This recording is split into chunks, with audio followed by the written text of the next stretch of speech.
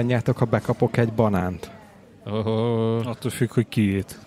Hát szerintem ezen nem veszünk össze. Hát én bízom, mert egyikünkét se. Most értem haza, és szar volt a kajam a kantinba, úgyhogy rohadt éhes vagyok, és csak egy banánt találtam gyorsan. Ilyen szarul megy, hogy szart szolgálnak fel. Borsos tokány, gyorsan akartam mondani, ez az apró tészta. Nokedli? Nem, annál is apróbb. Tarhonya, igen. Borsos tokány tarhonyával, meg bableves. A bableves még így úgy ehető volt, de hogy ez a borsos tokány, és se tokányt nem látott. Hát az szokott lenni.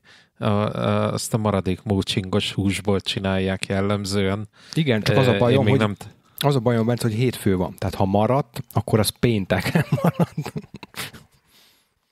Sőt, nem pénteken, hanem szerdán. Ugye? Mert múlt héten elszámolták magukat a húsbeszerzéssel, tudod? Azt úgy vásároltak, mint egész héten lenne, és akkor ami kimaradt a konyhapulton szerdán ebéd után, azt még gyorsan föl lehetett aprogatni, megfűszerezni, és abban nagyon finom mai ebéd lesz. Örülj neki, nem hortobágyi húsos palacsinta volt. Az rejtette volna igazán el a... Vagy tudod, ez a rántott párizsi, tehát a 2 centi vastag párizsi kirántva, esetleg még desszertnek puncs. Meg valami, nem tudom, ilyen krémleves, ami szintén le van ráva, azt ki tudja, mi van benne. Azaz. Becsüld meg azt a banát, Gergő. Utolsókat rúgja az egyetemen tanítási projektem. Sikerült minden képzésemet leadni, és távozni az egyetemről a idő és nem tudom, érdeklődés hiányában. És hát most az utolsó vizsgai időszakomat élem, ami azt jelenti, hogy csináltam egy szép kis táblázatot, hogy mikor vagyok szabad, és ezt úgy jelöltem, hogy Excel, of course, mármint, hogy egy ilyen OneNote-ba ágyazott Excel, mert bonyolítsuk a dolgot még jobban, amiket már befoglaltak időpontok, tehát hogy fentről lefelé vannak ugye az oszlopok, a dátumok, amikor elérek, illetve a sorokban meg az órák, hogy 10, 12, 14, stb. Amíg már befoglaltak ilyen szlotokat, oda beírtam a csapat nevét, ahol céges vagy egyéb tevékenységem van, oda nagyon látványosan, nagyon sok X-et téve, és pirossal az egészet áthúzza, hogy ez véletlenül se legyen. Ezt mindenki megugrotta, tehát vannak Ázsiából származó, Közel-Keletről, nem tudom, mindenhonnan származó hallgatóim, mindenki megugrotta. Az egyetlen magyar hallgatóm, az befoglalta azt az időpontot, ami gigantikus X-ekkel van kiblokkolva, hogy oda ne foglaljál azt, mert nem érek rá. Akkor én akkor adnék elő, és mit nem értesz? Tehát, hogy így hogy lehet ennél logikusabban leírni, hogy az X azt jelöli, hogy az foglalt, oda ne gyere, de ő jönne. Úgyhogy kicsit így morgolódtam az előző percekben, hogy ez így annyira nem okés, hogy az emberek nem tudnak értelmesen olvasni. Figyelj, mondok durvábbat. Mindenféle úton, módon eljutott hozzám ma egy nem álláshirdetés, bocsánat, ez nem álláshirdetés volt, hanem egy kiválasztási folyamatnak a leírása. És ez volt benne a szöveg. Az utolsó interjú után a cég munkatársai jegyzeteket készítenek minden meghallgatott jelöltről, mely a többi interjúzó számára is publikus, ezek alapján kialakul egy sorrend a jelöltek közt. Hallod? Ez éhezők viadala. Vagy én nem tudom, hogy mi, de értem én, hogy transzparencia, meg nagyon menők, modernek vagyunk, nálunk mindent lehet, de én azért ezt kicsit erős mondatnak gondolom. Hát figyelj, ez akkor jó, hogyha mellékelnek egy címlistát is a jelöltekről, és mellé címeket, tudod, hogy így ki hol lakik. És akkor tényleg azért átmész, megpofozod, meggyőzöd, hogy ő ne akarjon jelentkezni, és akkor meg van oldva. Igen, transzparenciában nekem volt egy élményem, hogy volt egy ilyen viszonylag nagy volumenű tárgyalás, ahol felkérdeztük a partnert, hogy amúgy mi újság, és hogy tervezik a jövőt, és mert hogy lennének ötleteink, hogy mire van szükségünk, stb. A szolgáltatáshoz, és hát ott mondták, hogy nagyon nagy terveink vannak, ti ezt még nem tudhatjátok, hogy mik, mert még nem beszéltünk róla, de higgyétek el, múlt hét pénteken is volt egy 2 órás megbeszélésünk, ahol megbeszéltük, hogy nektek hogy lesz jobb, de ezt nem mondjuk el nektek. És akkor ezzel akart megnyugtatni, hogy így, hát transzparencia, tudod, hogy nem tudhatsz róla, de tudj róla, hogy vannak. És akkor ez a tipikusan ez a we have huge meetings, és huge plans, és így ültem, hogy oké, teljesen meg vagyok győzve, biztos jók ezekben leszünk. Ez hasonlóan kedves lehet, mint amikor csütörtök délután 16:50-kor kapsz a HR-től egy meeting meghívót, ami csak annyi, hogy megbeszélés, mert ugye hogy az elbocsátások 90% az pénteken szokott történni. Ez ugyanolyan megnyugtató. Nekem volt ilyenem már, mint hogy nem velem szembe, hanem én hívtam be a kollégát, hogy kérlek szépen holnap gyere be, és hozd be minden eszközödet, és hát a kolléga másnap totálisan meg volt lepődve, hogy akkor az nyomtam az azonnali felmondást, mert hogy miért? Hát mondom, de figyelj, hogy azért, mert visszajeleztük kétszer, hogy nem dolgozol jól, hogy ezek az elvárásaink nem változott semmi, és egyébként meg behív. Hát ő azt hitte, hogy csak ilyen dicséret lesz, meg elbeszélgetünk, meg de figyelj, te mit hittél, hogy akkor miért kell minden eszközödet behozni? Hát, hogy gondoltam, hogy akkor az irodából update-elni. Mondom, mit a laptop táskát? Vagy... újat kap, és a régit le kell adni, mert azt eljuttatjátok egy iskolának, aki még tudja majd használni. Igen. Tehát amikor, 3 hónapos próbaidő alatt az első hónapban jelzel nekik egyszer, hogy figyelj, para van, majd a következő 2 hétben még 2-szer elmondod, hogy nézd, semmit nem tettél azóta, és akkor így akkor meglepődik, hogy hogy felmondtak, mert nem vagyok megfelelő, szóval hát nem tudom, vannak az érdekes esetek. Hogyha már a transzparenciánál járunk, ti támogatnátok azt, hogy mondjuk cégnél... Ukrajna csatlakozását az EU-hoz? Például, az is egy céges ügy valahol, nem? Hogy a grédeknek, hogy mondják ezt jól, tudjátok, az ilyen besorolásoknak a fizetés Sávok, igen. Pedig a sávokról te azért tudsz... Ja, szóval, hogy az ilyen, hát mivel az ember, akkor az ilyen besorolásoknak a fizetési sávjai azok legyenek nyilvánosak? Hát ezt nem kérdés, hogy mi támogatjuk-e, mert ez előírás lesz, és ennek meg kell felelni. Pontosan ezért hozom fel, ugye, mert úgyhogy ez 2026-tól lesz kötelező, hogy ezt meg kell adni. Most nem vagyok tisztában teljes mértékben a szabályozással, de hogy álláshirdetésekbe is be kell majd írni, azt nem tudom, de én azt... Elvileg igen. Elvileg full publikusan kell majd, én úgy tudom, és a kérdésedre én abszolút támogatom. Tehát, hogy én azt gondolom, hogy nagyon sok mindenki fog elég látványosan megdöbbenni az országba, hogy azért ki hol mennyit keres, tehát én úgy gondolom, hogy nagyon sok esetben mi például etetve vagyunk, vagy voltunk, mármint, hogy most itt a saját munkaadómat nézve, tehát hozzánk nagyon sokszor jöttek úgy kollégák, hogy mert a szomszéd Pistikébe, mit tudom én, 40 olyan embert akarnak, mint én, és 2-szer annyit fizetnek, és nem kell dolgozni, és szerintem a valóság meg nem egészen ilyen. Biztos, hogy vannak olyan munkahelyek, ahol nagyon keresettek azok a fajta, nem tudom, a szőlőkapálók, mint amiket mi is alkalmazunk, és amilyen én is vagyok, de nem hiszem, hogy ennyire szarul fizet egyik vagy másik cég, illetve hát meg lehet azt nézni utána, hogy akkor mit is érsz a munkaerőpiacon úgy kb. Nyilván ez nem lesz pontos, tehát hogy azért ez abszolút nem lesz egy jól leszűkíthető, tehát sok mindentől függ. Például most, hogyha azt nézzük, hogy nézzünk egy business analistot, hogy éppen mit jelent egy business analyst mondjuk a 4IG-nál, a Telekomnál, a mit tudom én, a Bosch-nál, tehát azért más a munkakör, tehát nem lesz egy az egyben megfeleltető. Én ezt saját szakmámban tudom, hogy ez nem így van, mármint úgy értem, hogy nálunk a security analyst, mondjuk a tier 1-es security analyst, én tudom, hogy én mit várok el tőle, és azt is tudom, hogy aki tőlünk security analystként távozik, az van úgy, hogy 2-3 másik cégnél a magyar piacon már engineer kategóriába kerül, mert hogy nálunk olyan tapasztalatot tud összegyűjteni, ami egy másik cégnek, sok esetben egy kevésbé komplex ügyfeleket kiszolgáló cégnek az már egy mérnöknek számít, mert hogy olyan tudása van, olyan tapasztalása van.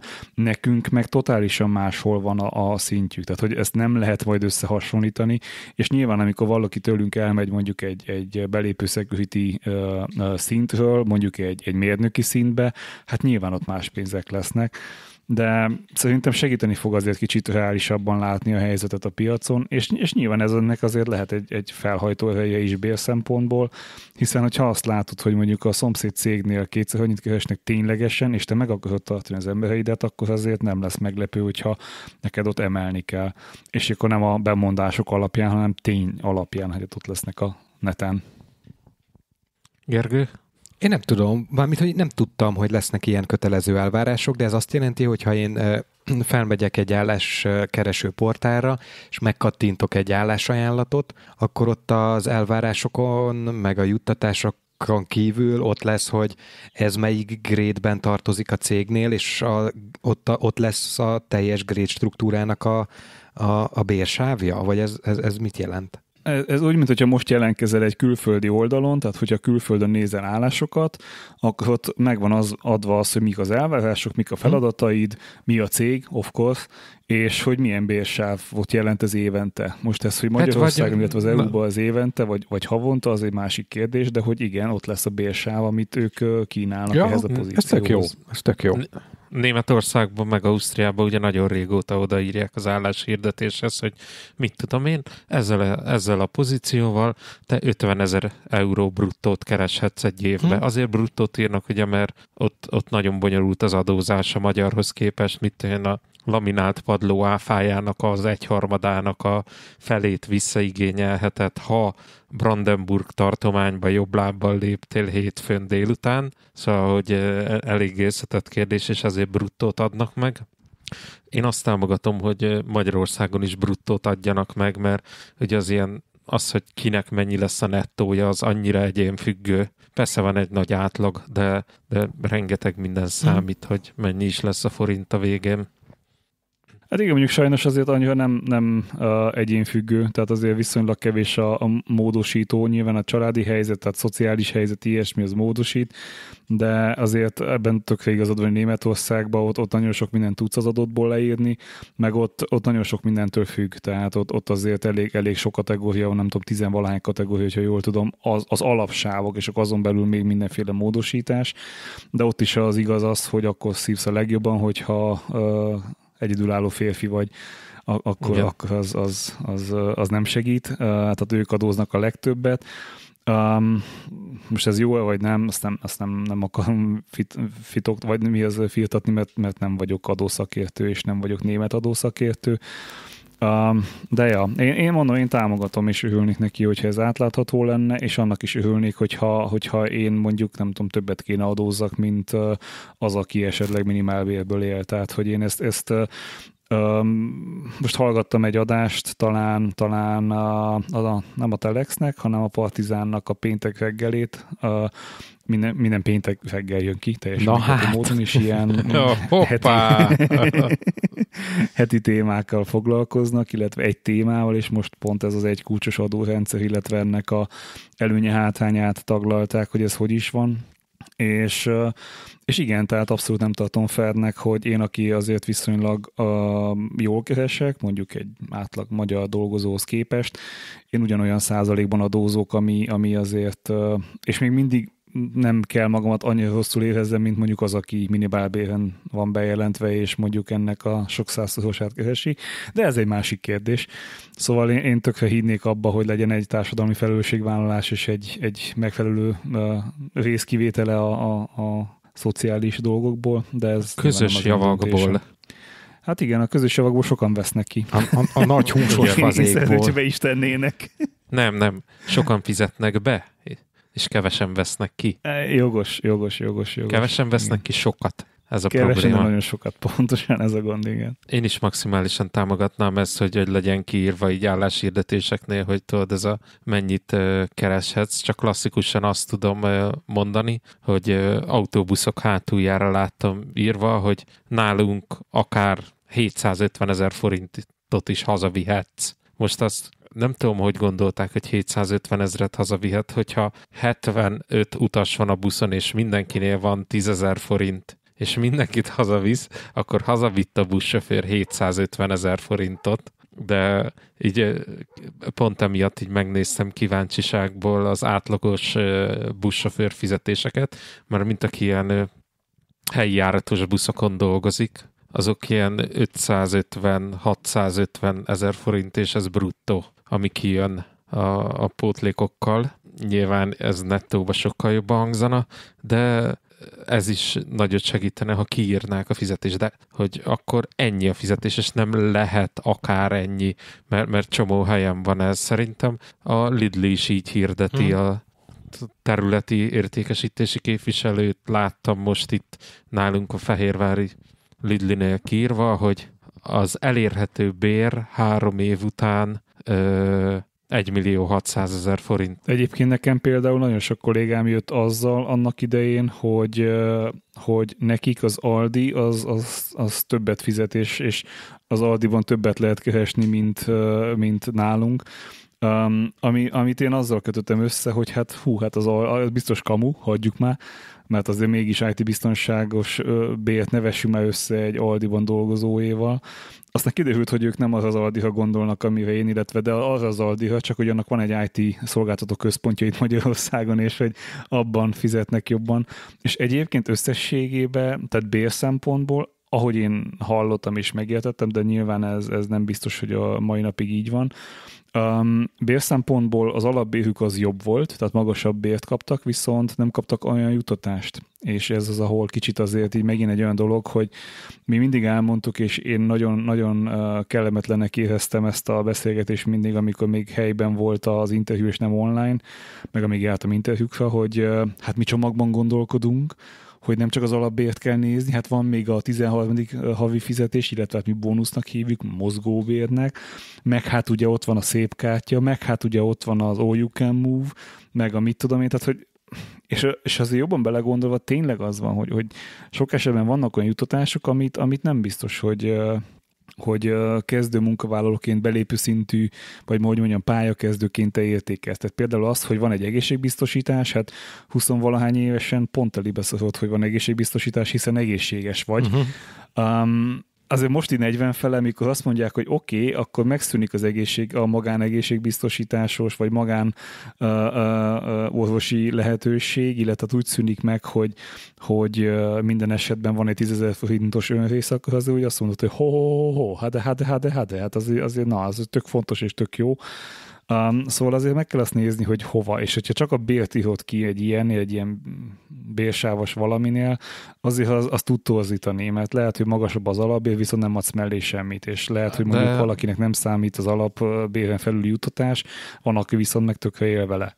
Egyik barátom szokta mondani, hogy ne játékpénzt adjanak, hanem rendes fizetést, mert sok helyen viszont ezzel játszanak, hogy alacsony a fizetés, vagy alacsonyabb a fizetés, és mindenféle egyéb juttatással próbálják megfogni a dolgozókat, és azért vannak ilyen juttatások, hogy nem a céges masszázs fogja megtartani a dolgozót. Szóval hogy nem ezen múlik, hogy hosszú távon ott fog-e dolgozni. Hát igen, mondjuk, hogy én örülnék egy lenne céges masszázs, és mondjuk, hogyha nem, tehát ilyen gyógymasszázs, én ma pont benéztem ezt, úgy voltam vele, hogy tudok ebédszünetbe egy gyógyás masszást megejteni, és mivel a héten viszonylag sokat fogok hát számomra eléggé megerőltető dolgokat dolgozni, ezért elmegyek, és akkor előkészülök rá, hogy a testem készen álljon, hogy szerdától akkor bevetés van. És hát így tegnap este nagyon lelkesen befoglaltam egy időpontot, mondom, tök jó, akkor pont van, mit tudom én, 2-től időponton, vagy 1-től, befoglaltam, viszont hát azt csak ma reggel, amikor így még egyszer elnéztem az e-mail, a visszaigazoló e-mailre vettem észre, hogy ez nem az a masszázs stúdió, illetve nem annak a masszázs stúdiónak nem az a telephelye, ami hát itt van tőlem 2 emelet távolságra, hanem ez a budai stúdiójuk, tehát hogy vagy azon, hogy lemondom az időpontot, és hát kifizetem a felét az órának, hiszen ez van a szabályzatban, hogyha, sőt igazából nem is, mert még 6 órán belül se voltam, tehát hogy ki kell fizessem a teljes részt, hiszen ők ugye lefoglalták, és hát vagy átmegyek, és akkor viszont odaúton is, visszaúton is necces lesz, mert hogy pont beérek a meeting után a masszázsra, és a masszázsról meg pont visszaérek meetingre, illetve azt hiszem ott pont ilyen gyerekelhozós meeting volt, szóval még kritikusabb. De úgy voltam, hogy megoldjuk, jó lesz az, menni fog ez.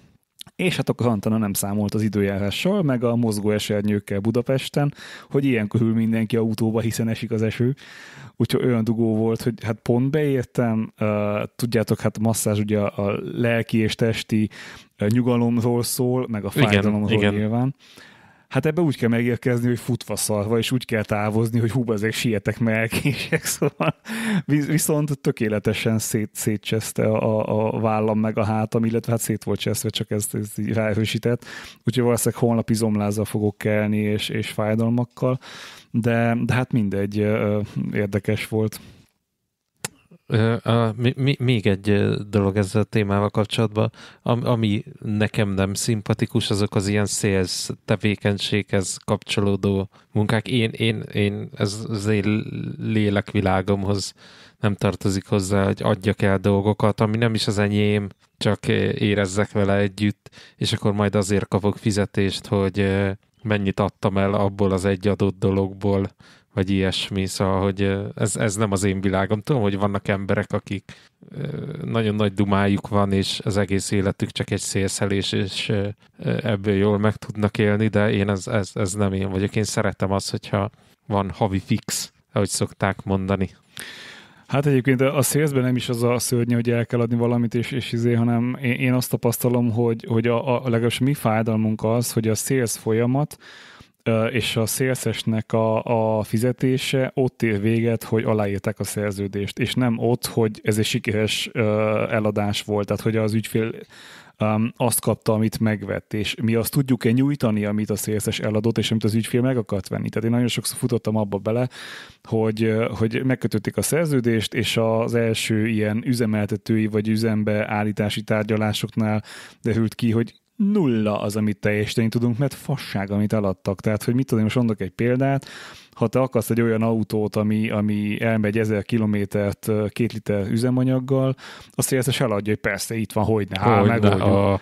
És akkor jön az ügyfél, hogy na, hát akkor itt van 2 liter üzemanyag, mennék 1000 kilométer. Hát az nem úgy van, hát az nem fog elég lenni, hát az nem lehet. Hát azt mondta a szélszes, és ugye ő megkapta a bónuszát, és mi meg ott állunk az üzemeltető oldal, hogy paze.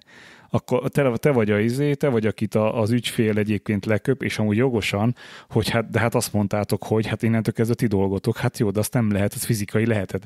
Hát jó, oldjátok meg.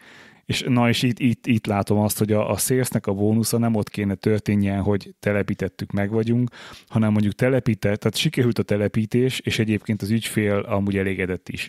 És nem ott, hogy alá van írva, puff, és akkor el is tűnt a callból, és az van, hogy köszöntem szépen. Bezzeg Gergő, aki egy 5 perces telefonhívás során eladott még 100 tévécsatornát, egy nagyobb internetcsomagot. Pedig én ugyanígy gondolok magamra, mint te, Bence, hogy ez nagyon nem az én világom. Tehát az, hogy így direktbe értékesíteni, és nem, azt én se tudnám hosszú távon csinálni. Ha nagyon muszáj lenne, mert tényleg azon múlna, hogy tudok-e itthon kenyeret tenni az asztalra, akkor persze csinálnám, meg hát ki tudja még az ember mire képes, de nem, az nagyon nem az én világom.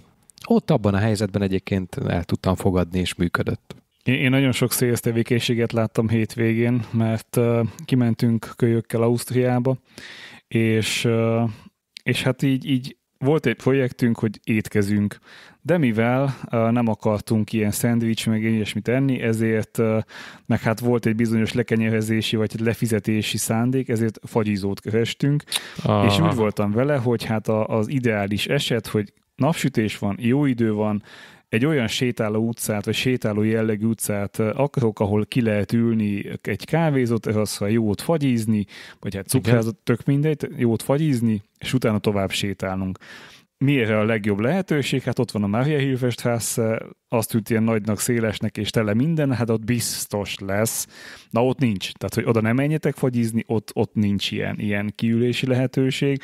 De a lényeg az, hogy bejártuk így, amit ismertünk, vagy hát így tudod, így mentünk, térkép nem kell hagyjuk, tehát nem akartunk rákeresni, hanem nem, mert Bécsben azért csak találsz egy nyomorult, mit tudom én, cukrászdát, és hát megyünk, itt lemegyünk, ott már éreztem, hogy a gyereknek kezd kicsit a türelme fogytán lenni, de még bírta.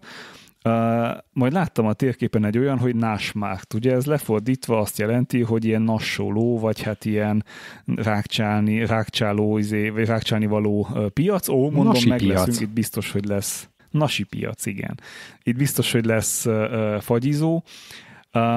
Na hát nem találtunk ott se fagyizót, illetve a környékén volt utána később, viszont maga ez a piac, ennek egy része, ezt úgy képzeljétek el, hogy ez egy gigantikus bolhapiac, de hogy így gigantikus. Tehát kb. Mint tudom, vásárcsarnok, csak kiterítő piacra, minden volt. Tehát olyan szövegek, olyan dumák, olyan élmények, hogy volt egy szerintem indiai nő, aki ilyen gyönyörű távol-keleti és piros átütésű ruhába jött, és a kezében egy ilyen, nem tudom, 1,5 méteres, hát annyi nem, 1 méteres Forma 1 autót cipelt, ami szintén piros volt, tehát gondoljátok, a Rico az mennyire csapta szét a színeket, tehát hogy ott meg volt a piros rendesen, de hogy minden volt, ami szemszállnak, ruhától kezdve, lemezjátszók, lemezek, könyvek, de tényleg eszméletlen, tehát hogyha valaha Bécsbe jártok ebben, nem tudom mikor van egyébként ez a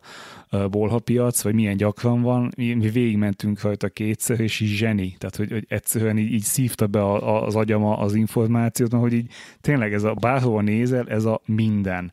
Tehát nem az, hogy tehát nehezen tudnám babák, tehát mit tudom, Disney babák, de ilyen az összes Disney figura, de kb. Mit tudom, 30-40 így letéve, és egyszerűen rémisztő, meg egyszerűen vicces, és jól néz ki. Úgyhogy nagyon-nagyon jó volt, nagyon jó élmény volt oda bejutni, és tényleg tök véletlenül. Aztán utána megtaláltuk a fagyizót is mellette, úgyhogy oda beültünk egy jót fagyizni. És hát ott kaptam üzenetet Instagramon, hogy hát milyen kár és vétek ilyen lehetőséget kihagyni, hogy kávézni menjek Bécsbe, hanem fagyira pazarlom ezt, és akkor elkezdtünk beszélgetni az illetővel, hogy hát ez egy ilyen megvesztegetési dolog, de ő mondta, hogy mi a piacnak a neve egyébként, hogy felismerte a képek alapján, amiket posztoltam, hogy ez a nasi piac, vagy hát Naschmarkt, és hát nagyon... Egyébként szokásosan ugye kölyökkel mentem, ugye villamosoztunk, tehát hogy én ezzel megvoltam azzal szokva, hogy ő ismeri Budapestnek a villamos hálózatát, de azt, hogy már Bécsét is kívülről tudja, és hogy elmondja, hogy az egyes villamos itt lemegy a föld alá, és ott mi meg balra megyünk, mert a jobbról a 62-es jön, és az megy tovább, és ugye a végén akkor ott lesz egy park, amiben van egy nagy kerék, meg és így elsőholjasan, ez kész. Tehát, hogy van egy villamos szimulátoros játék Xboxon, és azzal szokott játszani. Szóval az igen. Teljes sok, hogy ennyire megvan vele. De örülök egyébként, hogy nem csak erről, vagy nem csak a fociról, meg nem csak a Fortnite-ról tud beszélni, hanem a bécsi villamos hálózatokról is. És az volt a vicces, hogy kérdezi, hol vagyunk. Hát mondom, most nem tök mindegy, tehát mondhatok neked egy bármit, hát úgyse fogod tudni, hát Bécs sose jártál így, jó, egyszer volt. Jó, de hol vagyunk, mihez van közel? És mondtam valami, nem tudom, valamilyen megállót. Ja, azt tudom, hát ott megy ez a villamos, meg az a villamos, hagyjál már, honnan tudnád? És te tudta. Tehát, vagy ráhibázott, vagy egyébként emlékezett rá a játékból, úgyhogy vicces volt. Ja, azt akartam pont kérdezni, hogy a játékában akkor van ilyen Bécs pálya. Igen, tehát München van, meg Bécs egy-két vonal, nem minden ott se egyébként, tehát hogy nincs meg a teljes villamos hálózat, de hogy a bécsi egyes villamos, meg azt hiszem a 2-es az benne van, és azokat viszonylag gyakran viszi. Most mondja, hogy a 2-es nincs. Ajaj. Jaj. Hoppá, te hülye. De kb. A fejjel 2-es nincs. De tudatlan barom. Azaz. Ja, de amúgy nagyon jó volt, tehát hogy így kimentünk utána, pont ugye ez a nem esett még az eső, tudom én, és emlékeztek, amikor Berlinben voltunk, és ott találtunk egy ilyen henyélő helyet. A náci felvonulást. Nem arra gondolok, az sem volt hozzá. Amikor csak úgy kiültünk egy sörrel, és ott spontán nekiálltak táncolni ott valami szórakozó helyen este. Igen. A folyóparton, igen. azaz. Igen, ez is hasonló volt, itt valami csatorna parton volt egy ilyen stékféleség csinálva, és ilyen random csoportok így leülve, sör középen, tudom én, és tök jó hangulata volt, és azon gondolkodtam, hogy amúgy ezt miért nem csinálják meg az emberek Budapesten, vagy miért nem olyan jellemző, hogy igazából, ott is rengeteg helyünk van, ahova ki lehetne ülni. Aztán rájöttem, hogy igazából amúgy megcsinálják, tehát hogy a Dunaparton is folyamatosan ülnek emberek, és beszélgetnek, ugye mi is odaültünk le táskással, tehát hogy igazából azért megvan ez, csak nem biztos, hogy ennyire észrevesszük, vagy esetleg én nem ülök le most már így nagyon a Dunaparton, pedig amúgy tök fun és tök jó. Már nem a te közeged ez. Már öreg vagy ehhez. Hát nem tudok felállni utána, igen, a derekammal. Ezt nem én akartam mondani, hogy már nem olyan könnyű. Jobban megbecsüld az otthoni fotóit, amiben kényelmesen bele tudsz ülni. Az a gyerek ki segít belőle. Ez mindig egy ilyen body shaming, amikor masszázsom, mit tudom én, kapok egy olyat, hogy mit tudom én, de kemény a vádid, és tudod, hát köszi. Nem, úgy értem, hogy be van állva az egész, hogy tudsz még így járni, és kösz. Tehát, hogy már majdnem eltettél egy fél dicséretet, ami igazából egy ilyen akkora alázás, hogy miért nem nyújtasz le edzés után, vagy mozgás után. Tehát, ja. Nyújtsatok, srácok, tehát ez a javaslatom felétek, hogyha sok munkát végeztek ülve, meg bármit végeztek. A bácsi mondja a fiataloknak. Igen. A ti korotokban még nekem se kellett. Még én sem nyújtottam, most meg már tudom, hogy mekkora kincs az. Azaz. Hát figyelj, én járok nyugdíjas tornára, ide a közeli presszóba. Hajjaj. Nem, már nincs is közeli presszó. Már az is megszűnt. Hogy? Nem tudom, illetve de tudom, úgy volt, hogy ez egy ilyen családi intézmény volt, egy kisbolt és egy kocsma, és ez sajnálatos módon elhunyt az üzemeltető házaspár, és a gyerekük vette át a boltnak és a kocsmának az üzemeltetését, hanem mint ez úgy volt kocsma, tudod, hogy a boltban megvehetted a szeszt, és akkor voltak kitéve, de még kerítésen belül kis asztalok meg székek, ahol le lehetett ülni. Italbolt. De azaz, igen. De hát ugye nem közterületen fogyasztották az alkoholt, hanem magánterületen, de hát nem kocsma volt, hanem élelmiszerbolt igazából. És valószínűleg már ez a generáció is kikopott, aki ezt kocsmaként használta, ezt a kis vendéglátóipari egységet. Azért a kocsma világ az már egy jó ideje eltűnőben van. Szóval ezzel, amikor fiatalok voltunk, akkor még sokkal jobban ment. Hát de... még Nagyvázsonyban is éjjel-nappali kocsma volt. Éjjel-nappali kocsma. A híres Western Nagyvázsonyi Western pub, a Kinizsi pub, és tényleg éjjel-nappali volt, annyi csalással, hogy hajnali 1 és 2 között azért kitessékeltek finoman mindenkit a külső helységbe, amíg felmostak. De az izével mostak fel, nem? Amivel előtte addig letörölték mindig a pultot.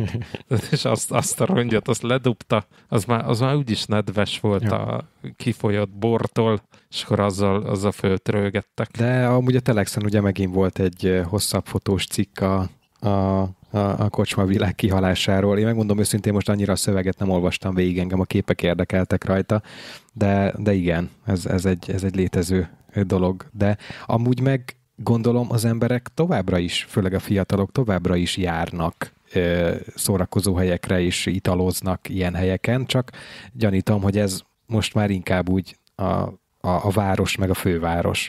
Mert azért Budapesten is van rengeteg olyan utca, ami tele van. Csak nem tudom, hogy ezeket persze, még igen. Kocsmának lehet-e hívni, mert tudod, ezek a teraszhelységes, de amúgy félig étterem, tehát, hogy nem ez a klasszik kocsma, amit a mi korunkban kocsmának hívtunk. Meg hát a romkocsmák, meg stb. Bár én már tényleg nem vagyok otthon ezeknek a világában, de De mondjuk 20 éve ezek tényleg szerintem tök fontos szociális helyek voltak. Tehát itt lehetett találkozni. Az nagyon-nagyon. Hát meg ne felejtsük, én elolvastam a Telexes cikket, hogy benne van, hogy ugye az van, hogy kiöregedett megöregedett, előregedett, elhunyt az életkori réteg, akik kocsmába jártak még aktív szociális életet élni, és a legtöbb falu sajnos már olyan, mint amilyen mondjuk Érd, Gergőt, ezt te is szoktad mondani, hogy az emberek csak aludni járnak oda. Ez egy szociológiai fogalom, hogy alvóváros. Hogy amikor semmi más nem csinálsz ott, csak tényleg aludni mész, meg ezen kívül otthon vagy a kertedben. Pedig nekem most volt 2 élményem Érddel kapcsolatban. Az elmúlt, most vagyunk itt 10 éve egyébként. Tényleg 2015. május 1-i hosszú hétvégén költöztünk ide fel. Azóta nem voltunk az elmúlt 10 évben ilyen klasszikus városi rendezvényen. És most az Entivel gyerekkel lementünk az érdi autós majálisra, a főtérre. Megnézni a trabantokat és ladákat és kodákat, és kipróbáltuk a híres neves Duci Buci éttermet Érd központjában. Úgyhogy most már lehet, hogy elmondhatom, hogy érdibb vagyok, mint egy hete voltam. Hát nagyobb az érdeklődésed. Na, és milyen volt maga a rendezvény? Érdemes volt a gyermekkel oda menni? Hát ismertek, hogy én mennyire érdeklődő vagyok az autós témák iránt, ugye? Semennyire. Régi szakértő. Igen, azért fényképezőgépet vittem, mert ugye mindig vannak ezek a klasszikus autós képek, a YouTube is ezzel van tele, tehát minden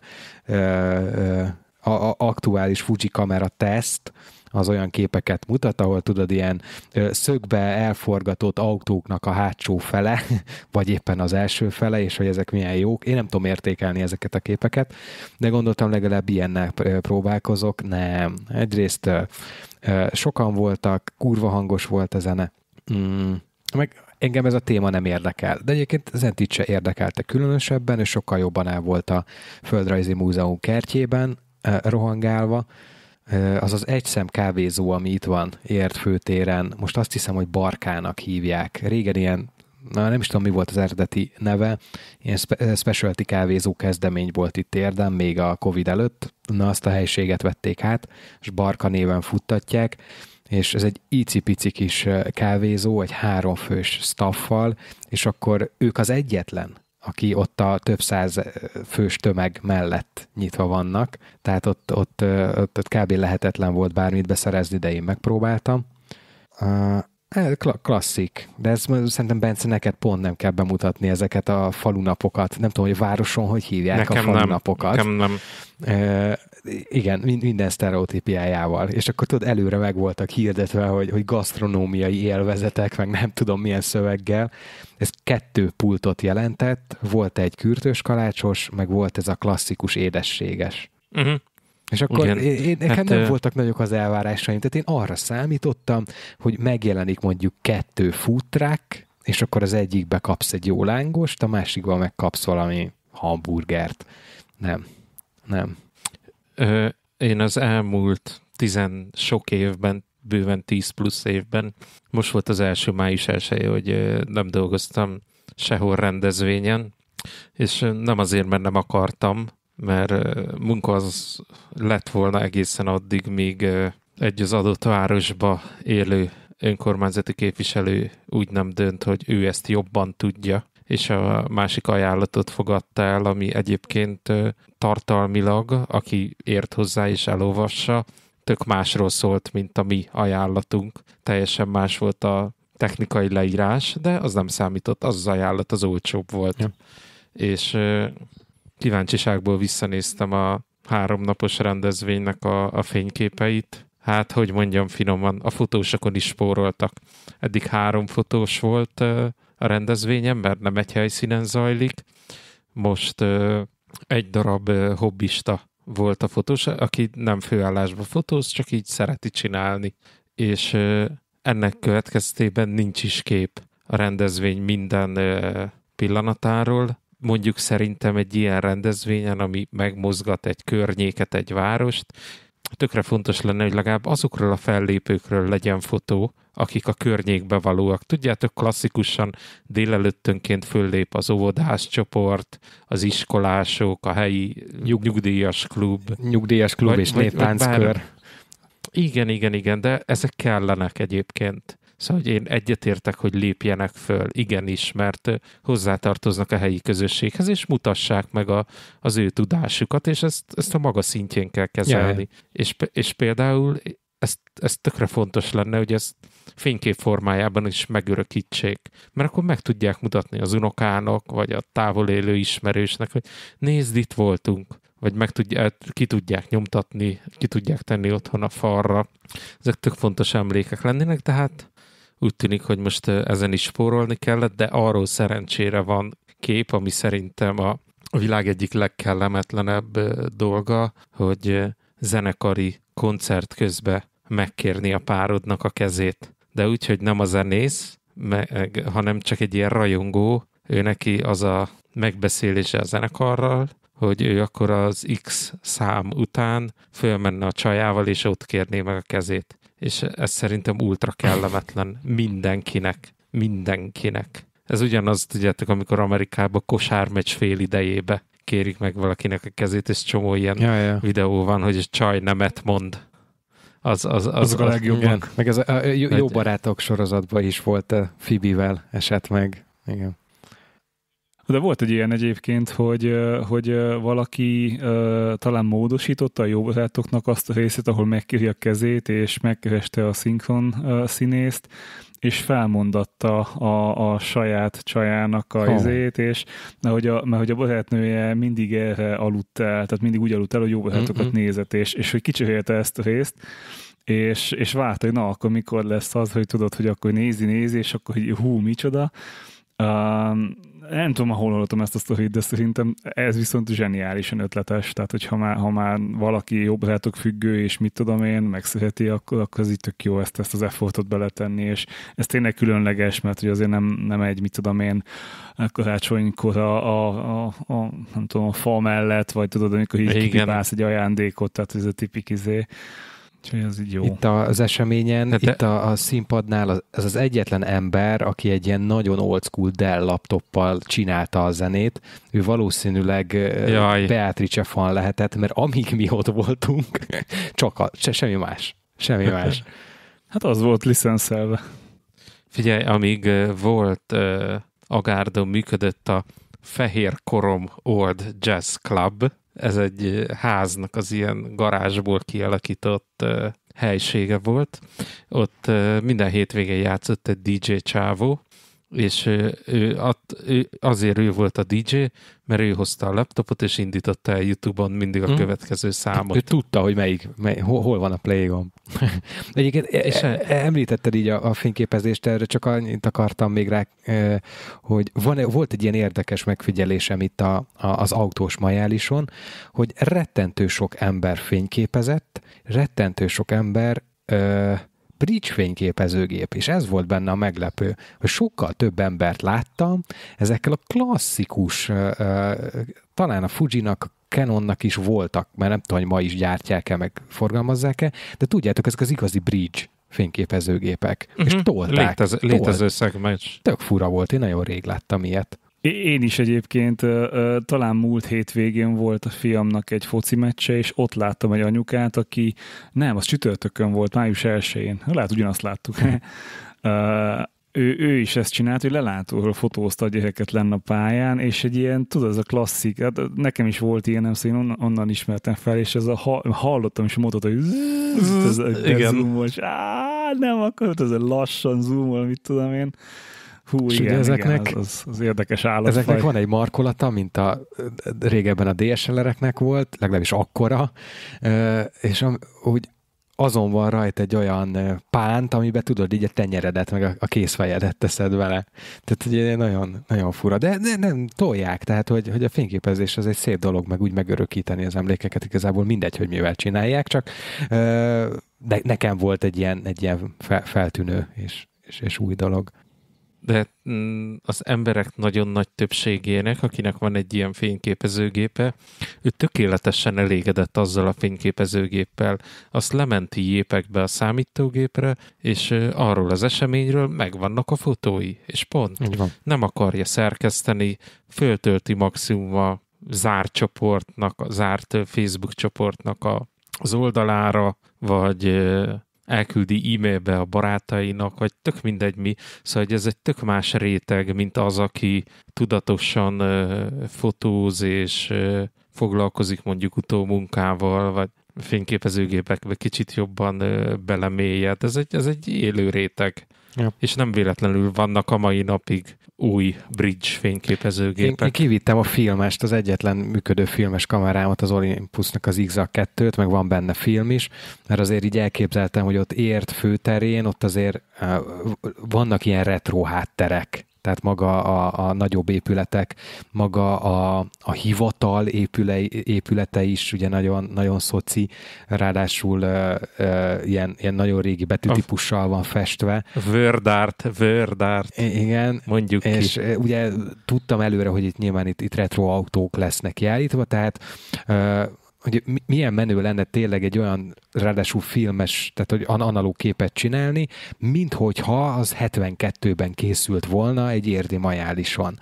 De egyszerűen nem tudtam úgy komponálni, hogy ne legyen benne egy olyan elem, egy ember, aki viszont kiveszi ezt a kontextust már, vagy hát beleteszi a 2025-ös kontextust. Úgyhogy nem tudtam úgy mozogni, úgyhogy igazából egyet csak kattintottam, de jó lett volna. Na, ez soha el nem készült jó kép.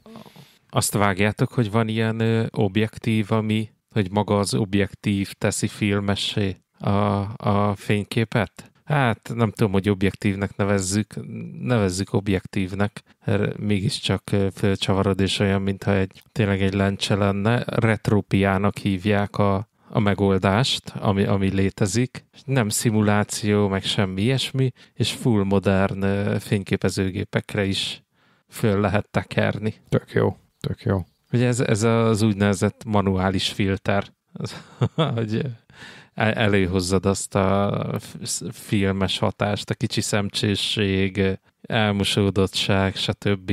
Nem az, hogy utólag meg a fényképezőgépbe beépített dolgokkal kell mahinálnod, hanem egyből a lencse megoldja. Mennyire jó, hogy veszel egy pár milliós Leicát, és savalsz egy, nem tudom, 10 000 forintos izét, hogy úgy nézzen ki a Leicával készült kép, mint hogyha eldobható kamerával készült volna. Azaz. Totálisan makes sense. Ja. Nem is értem. Tök logikus. Azaz.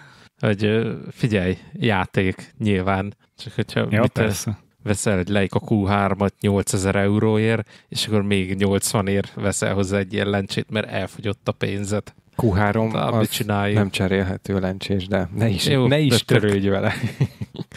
Tök mindegy, mondtam, Leikákat nem ismerem fejből, ugye, mert hogy mondjam, nem az én pénztárcámnak készülnek azok a fényképezőgépek. Jaj, magyar nyugdíjból nem telik rá. Ha már a pénztárca, ugye ma 5-e van, és mi történik kereken egy hónap múlva június 5-én? Ugye megjelenik a sokat beszélt Switch 2, és most már ugye vannak itthoni előrendelési árak is, így a 200-tól 210-220 ezer forinton keresztül mozognak, de egyébként mindenki írja, hogy azért ez majd az aktuális árfolyamtól függ, de publikusak és rendelhetőek. Egyébként az Alzánál is, meg nagyobb konzolboltoknál már bekattintható az előrendelése a Switch 2-nek. És tegnap ezt sokat gondolkoztam ezen, és a gépér egyébként szerintem én egy korrektárnak tartom. Főleg, hogy itt ilyen technikai leírások is azért megerősítették, hogy műszaki paraméterei alapján azért bőven egy 10-szer erősebb hardware van benne, mint az eredeti Switchben. De amikor én így lejjebb görgettem ezeknél az előrendelői oldalaknál a listában, és akkor tényleg megakadt a szemem, hogy egy Switch 2-re optimalizált játék, az ilyen 39.750 forint, azt mondtam, hogy nem. Tehát, hogy ez durva. No way. előbb-utóbb muszáj lesz ezt nyilván megszokni, hogy minden drágább, ugye egy hete pont beszéltük, hogy cigis 10-szer drágább, mint 20 éve volt, majd ezt megszokjuk a játékoknál is, de ma reggel hallgattam a mostani kedvenc podcastom, ugye Kemény idők, és valahogy ott is szóba jött, és azért ott is azt mondták, hogy itt a legjobb alkalom venni egy original Switch-et, és olcsón játszani rajta előző generációs játékokkal, amit én is nektek mondtam már, hogy nekem azért kimaradt egy hosszabb korszak. És hát úgyhogy nem kattintottam be még az előrendelést, még ez ilyen dilemma a fejembe, hogy melyik a jobb beruházás. Tényleg olcsón visszalépni egy Switch eredetibe, és akkor a következő években játszani a kimaradt játékokkal, vagy meg lehet tenni azt a nagyobb beruházást is, de hosszú távra egyébként célszerűbb magát a Switch 2-t megvenni, és arra szerezni be régebbi játékokat, például online store-ban, vagy használt piacon. Szóval ez még így nem eldöntött. Azért abba gondolj bele, hogy a Nintendo esetében, hogy neked megvannak a régi játékok, nekem van egy ilyen, nem tudom, 5-10 játékom, és az, hogy az úgy nézzen ki, és úgy működjön, hogy az új Switch-et kihasználja, az játékonként $20 vagy 20 euró. Bizony. Tehát, hogy a Steamen azért egy ilyen 3-4 egyébként nagyon jó indie játékot veszek, és értem én azt, hogy hát de nem Nintendo minőség, és nincs úgy filcelve minden és gyönyörűen, de ettől függetlenül én itt van a Children of Morta, talán ezzel játszok most, ami zseniális egy játék, és leköt, és jó a sztori, jól van megcsinálva, oké, pixel grafikás, tehát hogy ez kicsit más, de vannak olyan játékok, ami nem pixel grafikás, és most már, tehát ugye a Steam Decknek az a hátránya, hogy nagy és nehéz, viszont a Nintendo Switch 2 szintén nagy lesz, és nehezebb, mint az 1. Tehát, hogy nem az a kis elteszem, és akkor jól van, és szállítható, hanem azért ennek lesz súlya. Tehát én most abszolút meg se nyitottam a Switch-et, vagy a Switch 2-nek semmiért, mert egyszerűen az a pénz, amit a játékok elkérnek, az egyszerűen irreális számomra, és de én azért döntöttem a Steam mellett, mert hogy nagyon sok opció van, és nagyon jó leárazások, és jó játékok, és nem akarok bekattintani mindent, mert a végén én Switchen is egyébként leginkább hosszú távon nem a Nintendo-s játékokkal játszottam. Tehát persze megvettem, használtan, játszottam vele, de azért meg vannak klasszikus játékok, amivel szívesen játszok, de egyébként meg sokkal inkább játszottam indie címekkel, mert hogy sokkal inkább lekötöttek hosszú távon, mint a Nintendo-s játékok. Tehát mindig volt évente egy-két Nintendo-s játék, amit használtam, megvettem, majd továbbadtam, de a köztes időkben meg nem Nintendo-s játékokkal játszottam, hanem indie címekkel. Hát most azt fogom csinálni, hogy kicsit nézem a piacot, hogy az új Switch 2-nek a megjelenése hova mozdítja a normál, meg talán ott is már vannak ugye light, meg talán OLED verziók is, hogy hova mozgatja az árat. Mert hogyha elkezdi felfele pumpálni, az egy egészen más szkenárió, mint hogyha egy kicsit lefelé megy. De ettől függetlenül egy teljesen más dolog, hogy most még azon is elgondolkoztam, nem gondolkoztam, csak viccelek, hogy $1800 elkölteni monitorra. Nem tudom, hogy láttátok-e, a Boox-nak, aki egyébként... Én igen. Láttad? A Boox ilyen e-inkes e-book olvasókat gyárt különböző méretekben, és nekik van egy ilyen híresebb eszközük, ami mobiltelefon méretű, és most kijöttek egy monitorral, egy e-ink monitorral, ami ráadásul több verzióban, színesben és fekete-fehérben is elérhető, és döbbenetesen jól néz ki egyébként, és én nagyon tudnám élni. Matt, tehát hogy egy hagyományos monitorokkal szemben, ugye ez egy abszolút matt felület, és ez tényleg nem égeti szét a retinádat, nem úgy világít. Érdemes megnézni, megfizethetetlen még, tehát azért ez az $1800-1900 azért egy ilyen monitorért nagyon sok, de ha ez egyszer eléri egy olyan szintet, hogy ez egy halandó embernek, tehát konzumernek is egy megvásárolható technika, meg technológia, én az íróasztalomon nagyon szívesen látnék egy e-ink alapú monitort, ami tartalomfogyasztásra, és itt nyilván nem videóra gondolok, meg nem 120 Hz-es játékra, hanem olvasásra. Tehát hosszabb cikk, könyv, tudományos paper, bármi, ami hosszabb és szöveg alapú. Illetve fordítok rajta írásra. Tehát, hogyha ha nagyon sok szöveggel dolgozol és írsz, legyen az jegyzet, kód, szerintem baromi jó lehet. Én nagyon szívesen kipróbálnám. Én nem akarom elengedni a hagyományos klasszikus monitort, mert például a fotózás meg a fotószerkesztés miatt elengedhetetlen, de egy ilyen második alternatív monitornak megfizethető áron én biztos, hogy ide tenném az asztalomra. Gergő, annyiba értek veled egyet, hogy matt, hogy abban nagyon jó. Most egyébként te velem szemben itt egy matt Dell monitor van, és én ehhez nagyon ragaszkodok, mert sokkal jobb, mint a fényes kijelzőkön dolgozni. Nekem nem fárasztja annyira a szememet. De én is, amikor megnézegettem ezt a modellt, palettát, ugye a fekete-fehéret meg a színeset, úgy fölcsillant a szemem, hogy hú, de jó lenne. De aztán így gondolkodtam, hogy hát van nekem olyan élethelyzetem, amikor őszintén azt tudom mondani, hogy egy 24 colos e-ink kijelző jó lenne, és de szuper lenne azon dolgozni. És végül is nincs. Nekem hál' Istennek van, vagyis hát nem hál' Istennek, mert így szar, hogy $1800 tudnék csak ilyet szerezni, ha akarnék. De én mondom, csak azért örülök neki, mert ugye ezek általában így beindítják ezt a dolgot. Szurkolok, hogy bejöjjön nekik, és sokan vegyék, mert akkor előbb-utóbb olcsósítják, és konzumer termékként talán beszerezhető lesz. Én nem élek az e-ink kijelzővel, nekem totálisan nem tudom mire használni, max ilyen festményként tudom elképzelni, itt van a falon, és akkor így képet néha kiküldesz fel, de ahhoz meg nem szép szerintem. Ja. Vagyis nem jó, szerintem gyönyörűek, de ez abszolút, ahogy Bence szokta mondani, ízlésen nem vitatkozunk. De majd átdobom a linket, nézd meg te is. Tényleg egy érdekes dolog.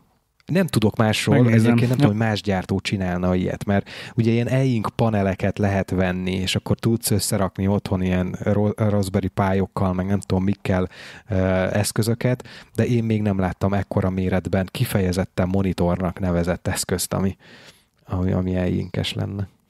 Emlékeztek, hogy mondtam, hogy nincs vásárlás, bár volt bónusz, de nincs vásárlás? De mi se hittük el.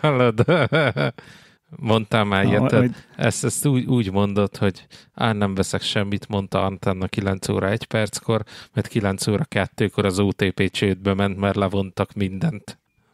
Na, Nápoly után elmesélem, hogy volt-e vásárlás-e, vagy sem.